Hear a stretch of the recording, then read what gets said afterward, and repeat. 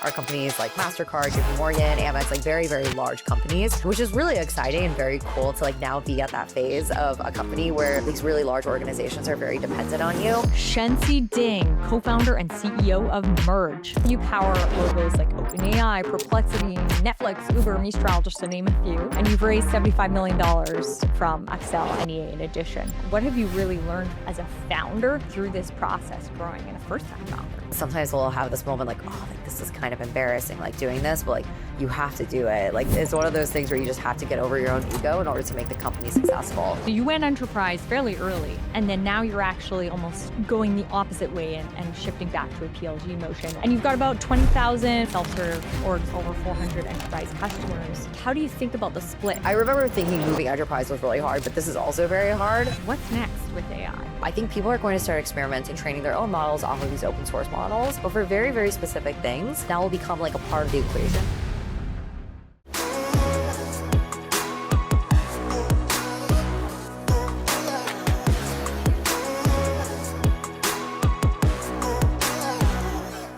Shensi, welcome to GTMnow. Thanks for having me. Absolutely. It's great to have you here. Super excited to dive in. And for anyone unfamiliar with Merge, maybe let's start with just a little bit of context and background on Merge itself. So we have two offerings, Merge for products and Merge for workforce. Merge for products offers a lot of components that allow you to build production AI. So we do offer integrations and tools for your products and agents, and then also LLM routing as well. And then we also offer Merge for workforce, which is governance for your internal AI. Amazing. I'm sure the governance part is blowing up, and we'll kind of get into that. But that's definitely a bit popular. Yeah. And so you got 3 core products. Give us a quick breakdown of each and the exciting new feature launch under Gateway today. Yes. So we started the company with our integrations for products around 6 years ago when we were noticing that there was a lot of fragmentation in the market. Integrations were increasingly becoming more and more important. I think we got very lucky where AI would really end up needing a lot of integrations. And we were noticing, especially as RAG got really popular around 2 to 3 years ago, and then more and more people were talking about contacts and how being able to sync a lot of data would really help make AI search really easy. So we adjusted our product quite a bit to make sure that as AI search got more popular, we are really like the premier partner for a lot of those AI search products. So that's how we ended up powering integrations for companies like OpenAI, Mistral, and it's been really exciting kind of growing with that. And around year and a half ago, we started noticing there was a new segment of the market that was growing, which was integrations for agents. And our first product didn't quite fill in the gap for what like that new need was. And we felt like it was our right to win and something that we knew a lot about. And so we ended up launching a new product called Merge Agent Handler, where we are able to help provide tools for these agents to third parties. We handle the OAuth, the refresh logic. We help make sure the quality is really good. And we also make sure that, especially when it comes to like the different edge cases that could occur, we're able to maintain all of it as well, especially as APIs change and there's new permissions that may come up, especially with different personas. We're really that partner that works with a lot of our customers as we're offering integrations to their customers. And then we launched Merge Gateway around 2 months ago, which is smart LLM routing. That's been especially exciting, especially right now with the changing atmosphere, especially with which AI models are most popular. Open source is increasingly becoming more popular. There's a lot of really interesting political dynamics that are also going on right now with open source models. I think also now people are starting to care a lot about their tokens fed, while last year that was not a concern at all. And so we're really finding ourselves kind of at the center of a lot of these like really interesting discussions. And so we're launching a new product again this week called Embedded Routing Stack, which previously, if you wanted to offer smart routing inside your own product, you would have that logic for yourself and it would apply to all of your customers. But now what we're offering is an API that allows you to embed the routing logic in your product so your customers can select what models they want to use and how they want to optimize their AI usage in your product. So essentially allowing you to like white label our functionality inside of your product, which is really exciting. We've noticed a lot of customers obviously passing along token spend to their customers as their pricing, which has caused a lot of companies to want to bring their own tokens, bring their own API keys, especially as they may have some pre-negotiated contracts. That will also be available too. So just overall, giving a lot more power to the end user or our customer's customer with which models they want to use and how they're using it. Very cool. And Was that a tough decision to make, the white labeling? There's a lot of resource constraints, obviously, at a startup. And so it's kind of like deciding like what to target first. Like, do we end up, doing this first or that first? I think what we were really noticing was that the market was really moving this direction where this is just becoming more top of mind. Obviously, it was becoming top of mind for our customers, but for their customers too, is becoming really of importance. Like, how do we end up reducing our AI spend? Not only like our direct model costs, but also the token spend that we're using in different vendors. And so there aren't really great ways to do this right now. And so we really felt like this is a really big feature that not a lot of people are offering yet. Yeah, definitely. And that's a huge topic because, token maxing was traditionally something that companies were really encouraging employees to do, and there were leaderboards and everything. It really feels like in 2026, we peeled that back from 2025 and tried to actually use it to do so intentionally. Like, what are you seeing on your side? How has the behavior around token usage adapted now? Especially last year, or as people were experimenting more with AI, like I think last year was where there was a lot of experimentation, and this year is where people are a lot more comfortable and they're really starting to figure out like how to optimize what they're doing more. Last year, when people were experimenting, they would always just default to the most modern model. Like if I was using an AI assistant, I would always choose the most recent model that I had heard of, whether it was like Opus 4.6 or 7 or like GPT 5.4, I think, or 5.3.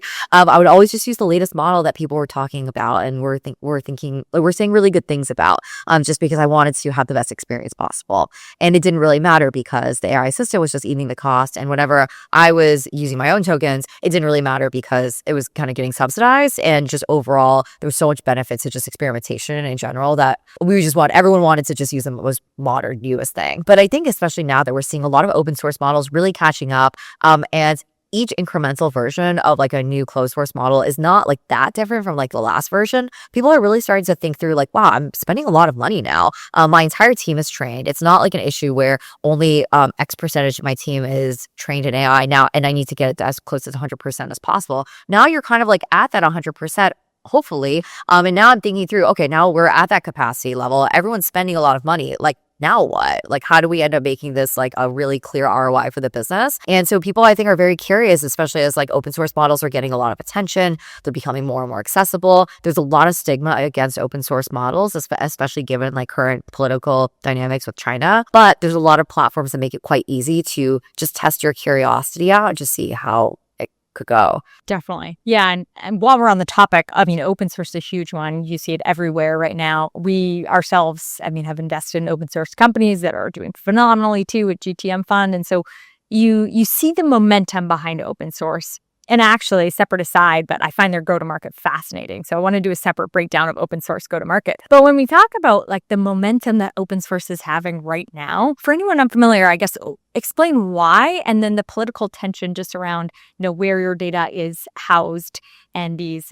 geographic tensions too. So a lot of these research labs are based in China, and I think DeepSeek was probably the most popular one that really caused a lot of awareness for open source and how good these open source models could be. There was a lot of news around then, like, oh, China had ended up doing a lot of distillation on using like our US models, and it was like cheating, and it was the people felt like it was like very sketchy. And so I think it's just because there was so much conversation around it and like a big lack of trust around DeepSeek, that it created just like more stigma around like any models that came from China. They were probably sketchily done. Like maybe they were good, but like I didn't want to be associated with it. And I remember having a lot of conversations with our enterprise customers where they would be like, DeepSeek, like ew, like, and I think that continued up until around like early this year as other Chinese models started getting more popular, and people, as they were experimenting with it, they were like, oh, like what's going on? There's always that dynamic. Like, yes, they are coming from China, but there's now a lot of different Chinese open source models.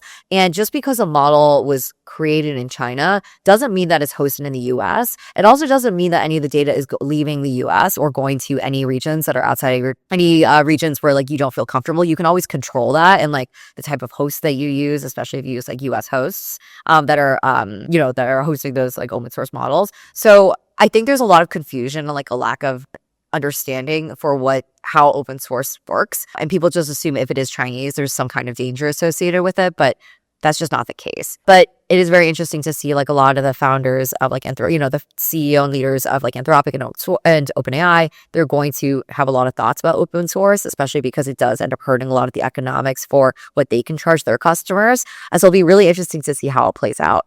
Yeah, and I always think, the model might be built overseas, but if it's running in, say, the US, like where the model comes from and where your data goes are fundamentally two separate things, but we often misconstrue them. So it's interesting to hear your perspective there. And I mean, Merge is not, just for clarity for everyone too, open source yourself, but you are actually working with a lot of open sourced kind of models. How are you working with them? Yes, in a couple different ways. We do have direct relationships with some of these partners.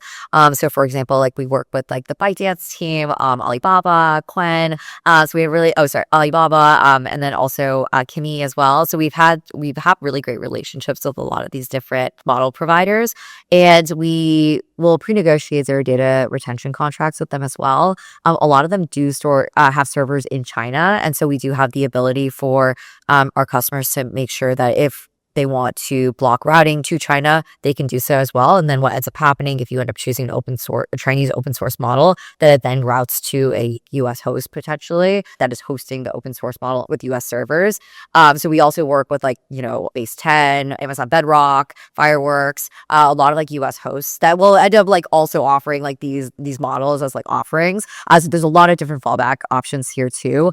So it's a combination of like direct partnerships where they're hosting it themselves, and then also we're working with like different like host providers in the US. Yeah, I kind of think of it as like Merge. I mean, it's closed source in general, but you help companies actually adopt open source AI models. Yes, for sure. And even if you're mostly focused on like using OpenAI or Anthropic or like these more popular models, we can also help you optimize your spend within those providers as well. I think right now, like a lot of people are just routing all prompts to Opus 4.8. And sometimes like if someone's asking like hello or like 1+1 or like thank you, it could probably go to Haiku. It doesn't necessarily need to go to Opus 4.8. So even within that, we can still help a lot too. Super helpful for token usage. Yes, exactly. I love it. Well, Shensi, let's talk a little bit about your growth. So early days, let's start there. You were perhaps nervous or a little bit scared to onboard a customer like Ramp when they're about 100 employees because the product was early. It was early days. But now you power logos like OpenAI, Perplexity, Netflix, Uber, Mistral, just to name a few. And you've raised $75 million from Accel, NEA in addition. This is like tremendous growth. You as yourself as a founder, like what have you really learned as a founder through this process growing and a first-time founder? I think, yeah, you just have to be willing to be embarrassed a lot, and you have to really just shoot your shot. Like, I think that's something that is just very uncomfortable, but you have to just do like the outreach. You have to just put yourself out there, and you just are going to get rejected a lot. And I think that's something at this point where now, like, sometimes we'll have this moment like, oh, like this is kind of embarrassing, like doing this, but like you have to do it. Like it's one of those things where you just have to get over your own ego in order to make the company successful. Yeah. And I mean, we'll get into kind of how you're very hands-on in the process itself. But before we do, from that growth, a big part we talk about with growth is go-to-market motions. And you yourself have a really interesting one because most companies will go from PLG to enterprise and kind of go with that upmarket motion from there. But your arc looks a little bit different. Like walk us through how the motion actually evolved for you and what that did and why. Yeah, it's definitely been a journey and it's been a lot. So we first got started, as you mentioned, like we mostly focus on really small startups since we were infrastructure and people were really nervous about using our product in case, we shut down or we didn't end up like lasting or we just had a really terrible product. And over time, we ended up moving to bigger and bigger companies. And about 3 years ago, we made a very concerted effort to move up market because we felt like it was completely greenfield. There wasn't really a player there. And it would allow us to really invest in our product quality and security in a way that would be really hard to replace. And so we did a lot of changes there. We ended up like changing what our team looked like, doing a lot of segmentation, obviously investing a lot in our product and security posture. And so now we are actually mostly enterprise business. Like most of our larger contracts and a majority of our revenue are companies like Mastercard, JP Morgan, Amex, like very, very large companies, which is really exciting and very cool to like now be at that phase of a company where these really large organizations are very dependent on you. But what I noticed around like last year was, especially with AI, a lot of marketing marketing, and also a lot of buying habits have changed quite a bit. It's becoming a lot more consumery, and a lot of these like AI startups are starting to focus a lot, obviously, on like PLG sales motions, or PLG like growth strategy. They are being just more PLG, and so therefore their marketing is a lot more like hype, launch videos, making sure that like people are just very aware of them and focusing a lot on brand awareness. And we were just so far away from that. Like we were very focused on like conferences, like ABM, and especially as we launched our 2 new products that were very, very AI, and definitely felt a little bit more PLG. It just felt like our old marketing motion was not quite relevant for where the company was going and where we needed to be. And so we've actually actively been trying to diversify what our marketing and our customer base looks like by now also doing a lot more like brand marketing for startups, trying to make sure that a lot more like developers and like ICs are more aware of us rather than it just becoming like a top-down awareness play. And so it's been really interesting seeing like how to do that in reverse. It's definitely hard. I remember thinking moving enterprise was really hard, but this is also very hard. And it requires us to have so different. And again, also just requiring us to hire like a different type of persona for someone who's like very like in the know and like understands like hype and like socials and the definitely skill set that we don't currently like have. And so we've been excited to hire a few new people who'll be able to help us with that. Very, very exciting. So you went enterprise fairly early, and then now you're actually almost going the opposite way and shifting back to a PLG motion, or shall I say having both motions? Yeah, it would be more accurate. And you've got about 20,000, maybe more than 20,000 self-serve orgs on it now, which is more of a PLG motion, about over 400 enterprise customers. Like, how do you think about the split now that you're running both? Like, where are you putting the investment when you're balancing both motions? Yeah, I think it's hard, especially since there's a lot of opportunity cost, especially with how easy it is to build things now with AI versus before, where you really had a lot more time to like fewer resources, but a lot more time to really like think through like, is this the right direction? Versus just like building it really quickly. I think what we've been pretty good at is trying to make sure like as we launch new products that it's kind of like self-sustaining and it's paying for itself, and we're not just like over-resourcing it before there's any data. So as we've been, growing revenue in each of these 2 new products, we've continued to invest a lot more, and we've been really careful to make sure that for our first product, we're not taking resources away. What's really great though is we do have this base of amazing customers that we're then able to now show how we've evolved as a company, and they've been very interested in our newer products as well. And of course, like as we're expanding into like these new products and selling into different personas and companies, they're very happy to see that we are supporting logos that they recognize and trust, and that we are able to power companies of that caliber. So it has helped us quite a bit, like that brand recognition of our existing customers, which we are very lucky to have. But yeah, I would say like it's definitely not perfect, but we're trying to make sure that each business line is kind of like a self-sustaining company. And you mentioned behavior is changing, like buying behavior is changing. Now, when we talk about going from enterprise to more PLG motion, is that actually for smaller companies? Is there a linear relationship there, or has buyer behavior changed and more enterprises are a little bit more consumery too? I think everyone is changing a little bit because so much of the conversation around AI, especially for engineers, is on Twitter. I think before, a lot of the conversations about like best practices for business building and like what software could help you with certain functions was really spread out across like word of mouth, different articles, conferences, Gartner. But now it's really not there to the same degree, especially when it comes to like different AI tooling. All the conversation around different AI tooling is on Twitter. Like whenever I'm hearing about like a different like coding app or like some kind of like new AI design feature or like the new models, it's always released on socials.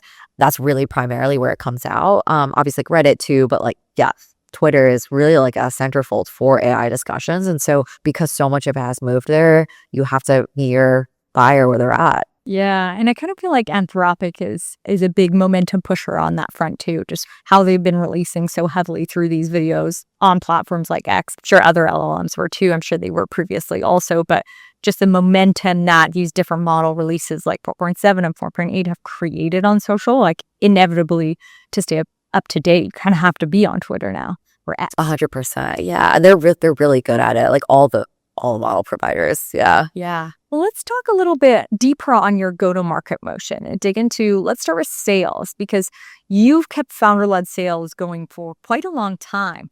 Tell us about this a little bit. A quick pause, because B2B has been notoriously slower than B2C on adopting strategies. But what we've all come to realize is, surprise, humans are humans, and you can reach your B2B buyers effectively across B2C channels. Primer unlocks B2C ad channels for B2B marketers with precision targeting and next-gen measurement. What happens is there are two ways you're wasting ad budget. One, you pay to reach people who will never buy, and two, the buyers who do show up walk away unidentified. Primer fixes both. This includes excluding the wrong people across Meta and Google before you pay for the impression. So it's great news, no more burning budget on students, competitors, and tire kickers. You get unlimited website reveals, every account researching you, identified, no caps, no per reveal pricing. You can see who's actually in market and feed it straight back into targeting. And Primer is giving a super generous offer exclusive for the GTMnow network, an extended 45-day trial and 15% off any paid plan with the code GTM15.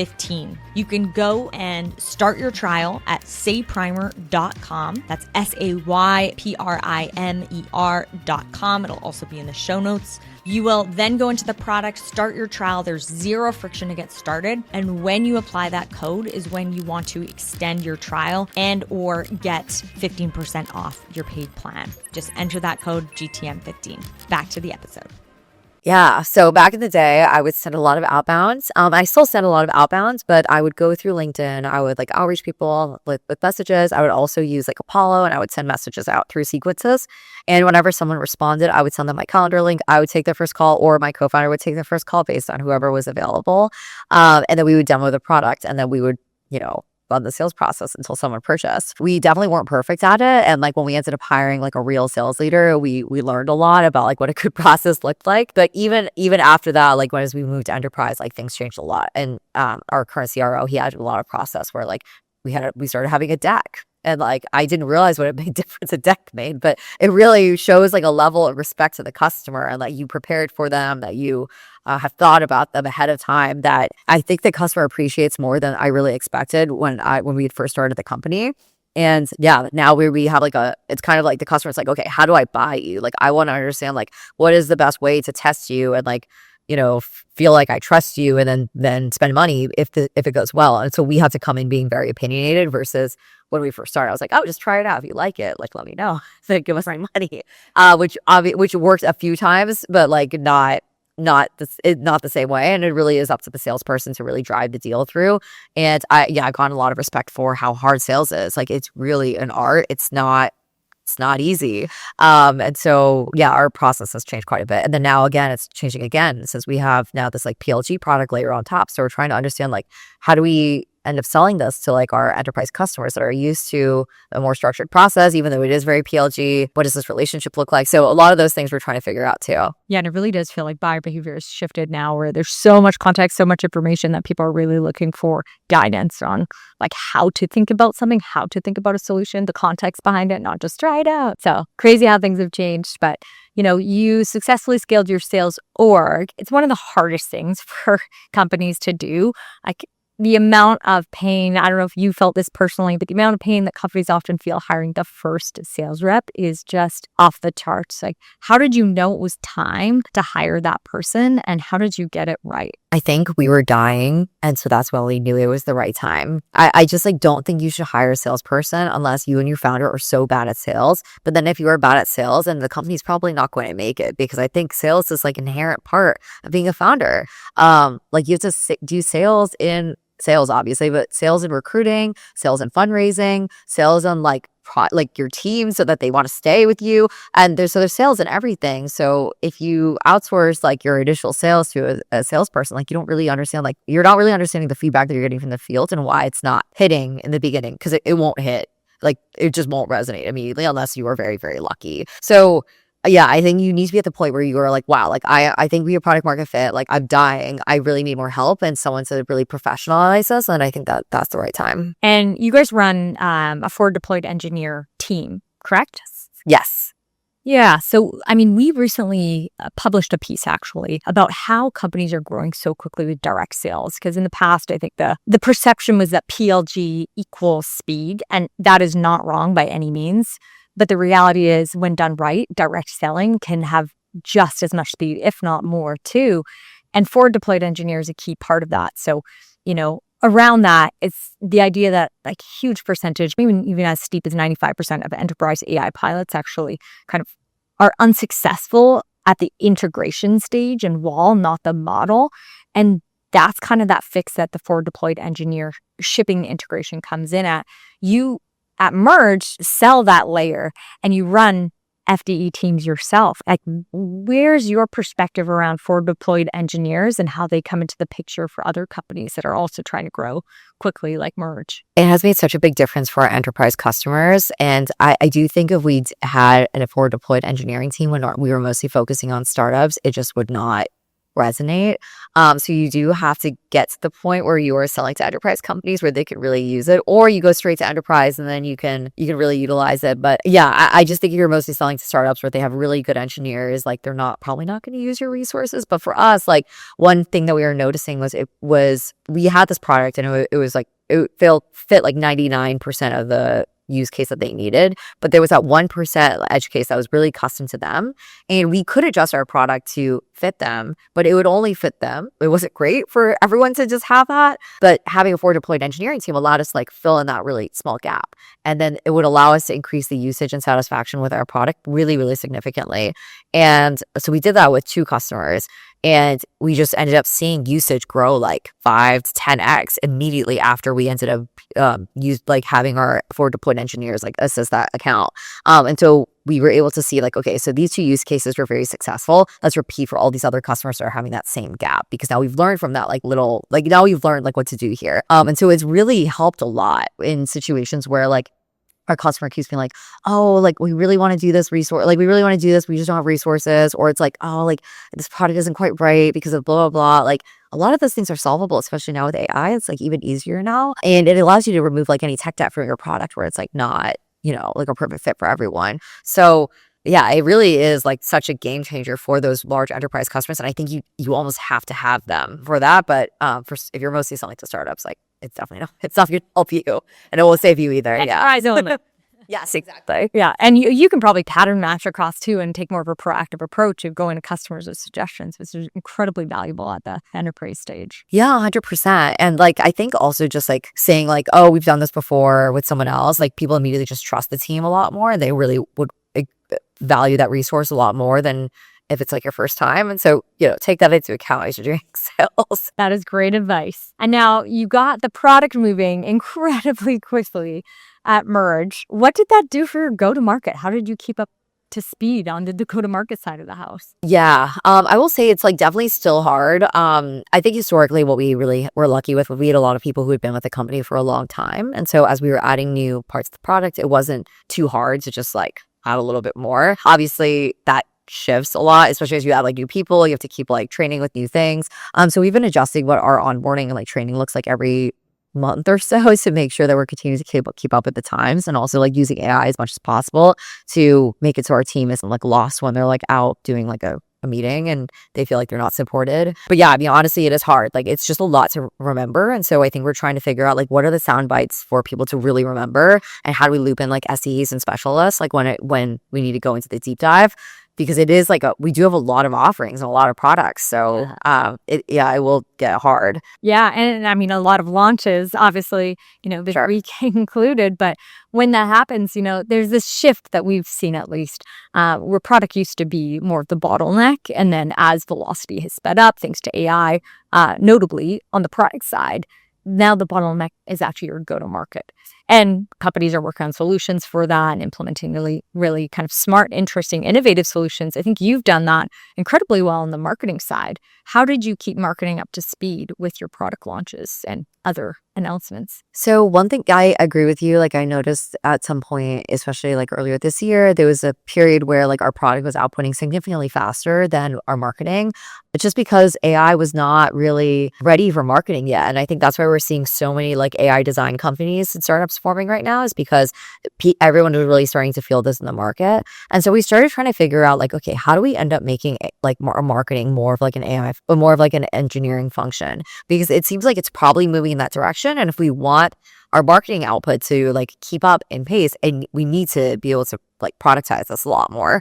And so we started thinking through like what were repeatable parts of the product, like what were repeatable actions that we do for marketing. It's like changelog. Okay, let's pull it straight from the GitHub. Let's like output this immediately and like add like a voice to it. Our socials and like our different like new feature releases, it just pulls straight from our GitHub. And like obviously someone does like a quick review, but now a lot of like the images, like the videos are all like and partnership images are all auto generated. And it has like our voice. Like we've continued to like add more and more, and so it's gotten better and better. But we've been able to create like a lot of tooling that makes it much better for us to share with our customers like what new things are coming out. And then yeah, we've also like made like our even like our field events more AI too. So like our dinners, we used to be really, really hard to coordinate them because we'd have to have like everyone at the company look on LinkedIn, like who is in Austin? Like let's invite everyone we know in Austin. And we would try so hard to fill a dinner, and it would just be a lot of time for like me, like the team, and like we'd have to do the seating chart coordination. It was just a lot. And so one day I was just like, okay, I'm just gonna like make an agent that ends up putting everything that we end up doing for every single dinner into like one workflow,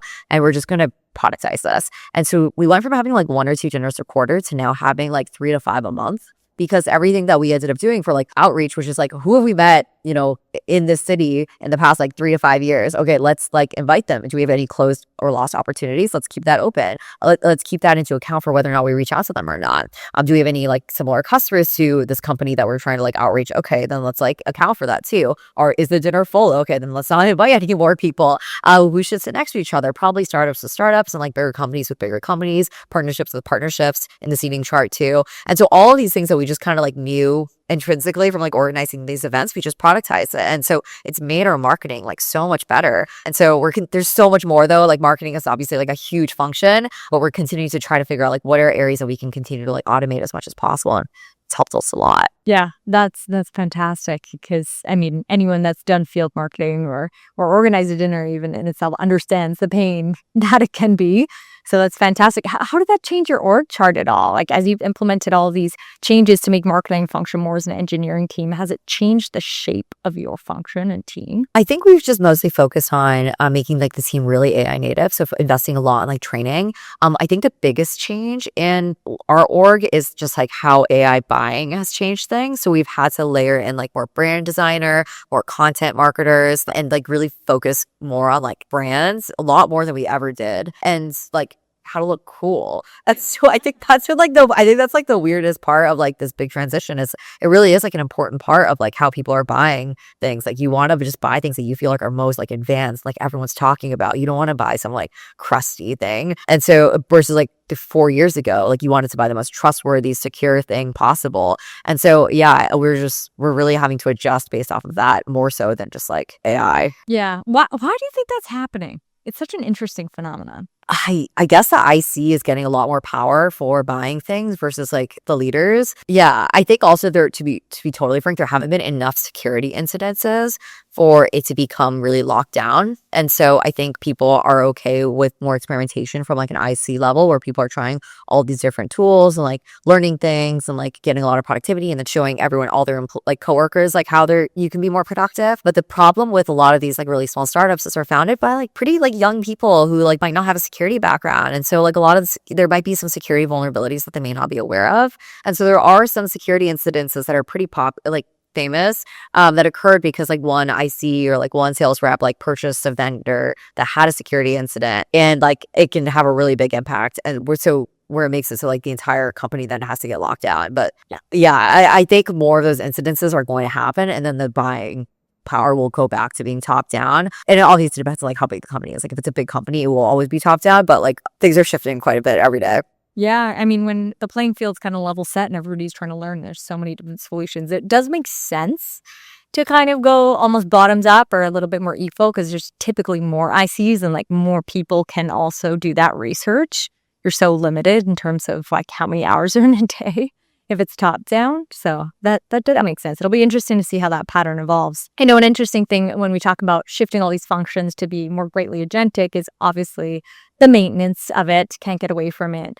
As you shift your marketing team and it's functioning like an engineering team, and no doubt have shifted other functions also. Like, how are you maintaining all these agents? I think it's just if you're using them every day, you start noticing if things are wrong, and then you just end up having to just be like, okay, change this. We haven't found it to be that hard. I think mostly because a lot of our agents are not in like traditional workflow builders. I think if there's like a component of like an agent historical, or not historical, but like Yeah.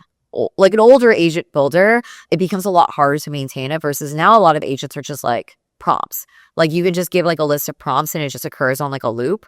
And that's just as powerful as having like a historical like agent builder. So I think because a lot of our workflows are just like in that prompt, it's so easy for us to be like, oh, you messed up this, just like change it a little bit and then it'll adjust. So the maintenance is a lot lighter versus like with the old school like UI, that's where it becomes really hard. Got it. So it's kind of up to what I'm hearing is it's up to the individual running that workflow to maintain their agent. Yeah. Like you should see if it messes up. Yeah. That's good. I mean, in a way, it's like that is the biggest learning lake too. I think it's valuable to have dedicated teams from a maintenance perspective, and there's certainly a ton of pros, but also if people don't learn, it's harder to create agents when you're not actually seeing the other side too. Yeah, totally. I agree. Shensi, to be able to hire people that are, of course, maintaining their own agents, but doing all this cutting edge work and staying abreast of all the different shifts in AI, you have to hire like A-plus people.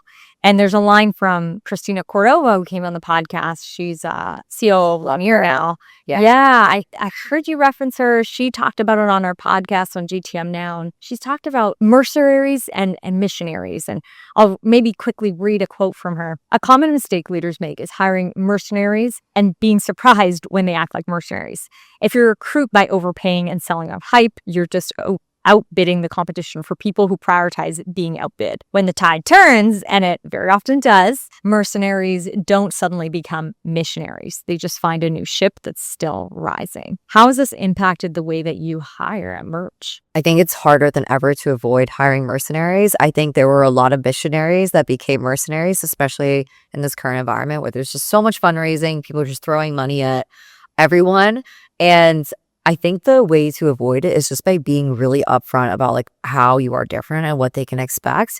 And if someone is optimizing for compensation, you just can't hire them. So for example, if it's always been true where like if you are working in big tech, you'd make more money like upfront than working at a small startup. Of course, like if the startup hits, then yeah, you can make a lot more, but like that's not guaranteed. And like a big part of like life's journey is like having a mission and like working towards something and like having like a lot of really great stories, and like you're way more likely to have that at a startup versus a big company. And there is a trade-off for that. And that's no different from now. Like Anthropic and OpenAI are not small startups. Like obviously they can pay a lot more, and so it's so if someone wants to choose to work there, like they should work there, but they're probably not looking to work at a small startup. It's just a very, very different experience. And so I think we're just very, very upfront, and we continue to be very strict. Like, what kind of companies are you looking at? Like, are you looking at companies around our size, bigger, smaller? Because also like we are like Series B, we're not like seed too, and some people also want like seed.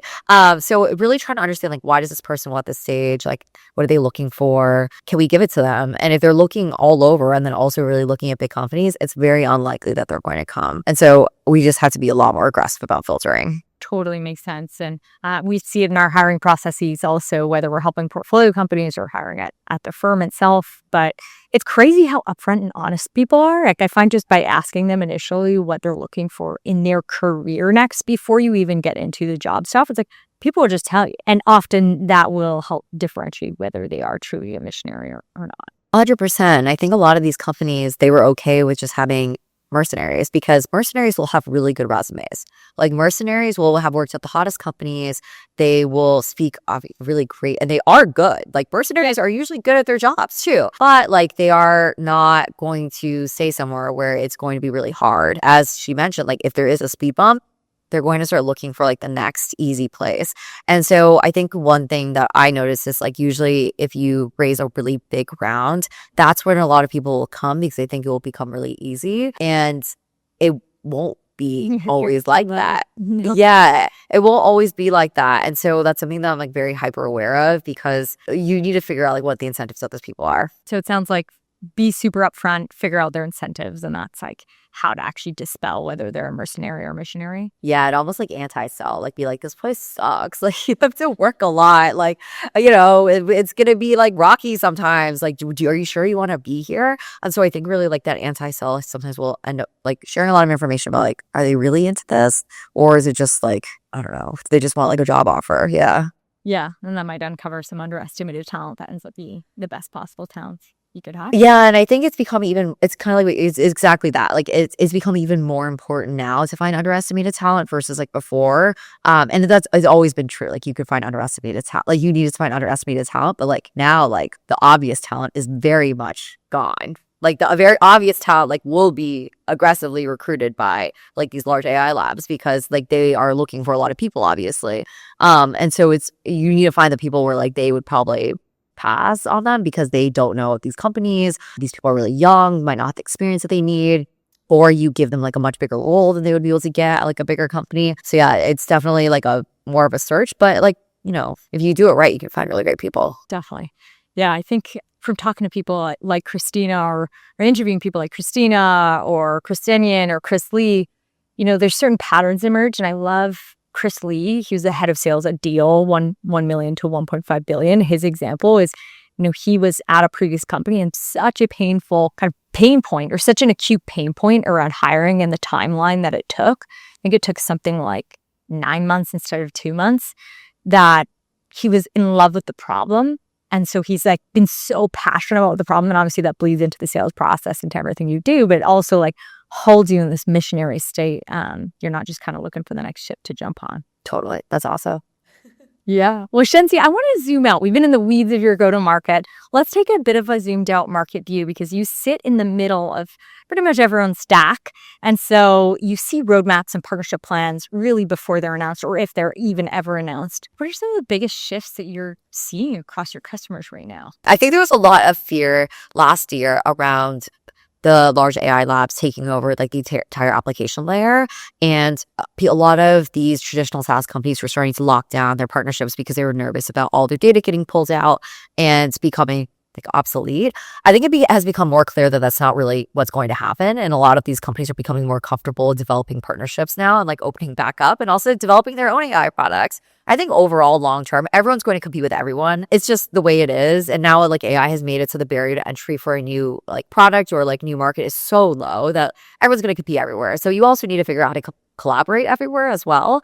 So I think honestly, like last year was a lot of hostility when it came to like the ecosystem and like how people could collaborate.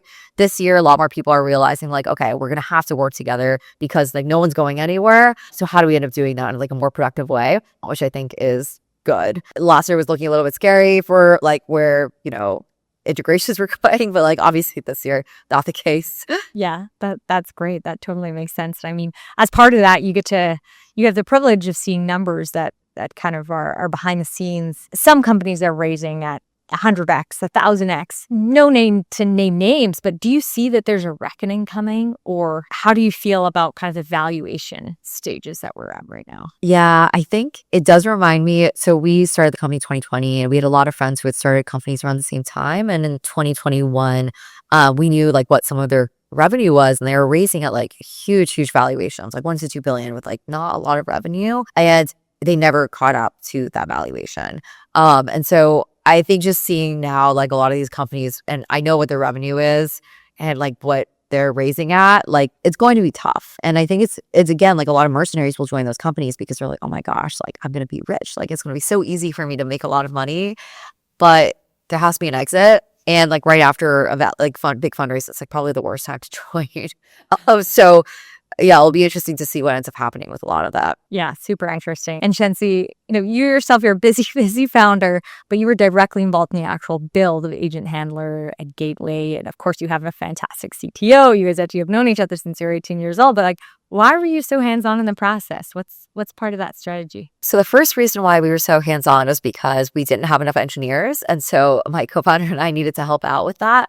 But I think it ended up becoming an extremely valuable experience because we, to be honest, did not fully understand the power of AI with coding back then when we were using AI on our original code base that was human built. It was much scarier for us to use AI on a product that had so many really large customers.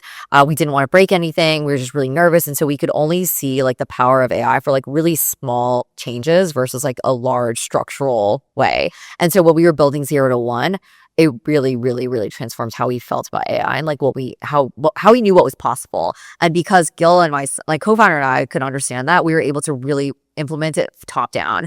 I think if the founders don't really understand like how AI can make a big impact on the business, then it's impossible for the team members to really evangelize it across the company without support that way. And so it took us 6 months to start building that product end to end. We probably did like 3 months of research while also coding a little, like building a prototype and presenting it. But for Gateway, it took us 3 months, like start to finish. And it really, AI just much shorter because AI kept getting better. AI was even better than back then. And so it just like that 0 to 1 really taught us like where things are now. Like we had built a lot of things back then that we felt like were really advanced, and we were able to just rip it out and use a new model to do things that back then, and it just allowed us to move so much more quickly. We were also able to experiment with like new things that were coming out. Like we were able to try skills and like all these like different things that were like, and like building like new agents and like work trees, where it would have been a little bit harder on our older code base. And so I think because like, we were able to learn in that way, we could encourage our team to learn, and we could also teach them. And so I really, really, really encourage founders who started products before like AI got really good to build something 0 to 1, because it really is such like it really transforms like how you think about your own company, and like AI training and AI understanding that will make your company better overall. That is fantastic advice. And you're staying close to the code and to AI to really stay abreast of everything. What's next with AI? We have obviously a lot more to build. So we're continuing to build a lot more. We have this really exciting product launch this week that we're going to be working a lot with different customers for. And yeah, I think what increasingly is going to happen too is right now, a lot of people are starting to realize that models, or that there's no like perfect model for all use cases. And people are starting to think through like which model is the best for each task that I'm trying to perform. And that is a really difficult operational challenge. So like, how do I end up like choosing the model? And then how do I end up making sure it's selected upon the prompt or like upon the task? But increasingly, I think what people are going to start noticing is like, okay, well, everyone is starting to use these models for like these different tasks. Like, how do I have my own edge? So I think people are going to start experimenting with probably training their own models off of these open source models with some data that they have internally, not for everything, but for very, very specific things. And that will become like a part of the equation for what is the best model for each task. And it might be like your own homegrown model. I think we're very early still. It's probably not this year, probably next year. But it'll be interesting to see how everything develops, especially as things hopefully get a little bit cheaper. Yeah, super, super fascinating. I mean, that's like taking your data as a moat to a next new level of unlock. Yeah, for sure. And this will also be a way for a lot of these like traditional SaaS players to have some kind of edge, especially since the market has been so aggressive towards them more recently. Yeah, definitely. And where can people follow along with you and Merge? Yes, so you can find us at merge.dev. You can also find me on Twitter at Shensi. And you can also find me on LinkedIn as well, Shensi Ding Merge. Amazing. Well, Shensi, thank you so much for the time and conversation. This has been fantastic. Appreciate it. Thanks for having me.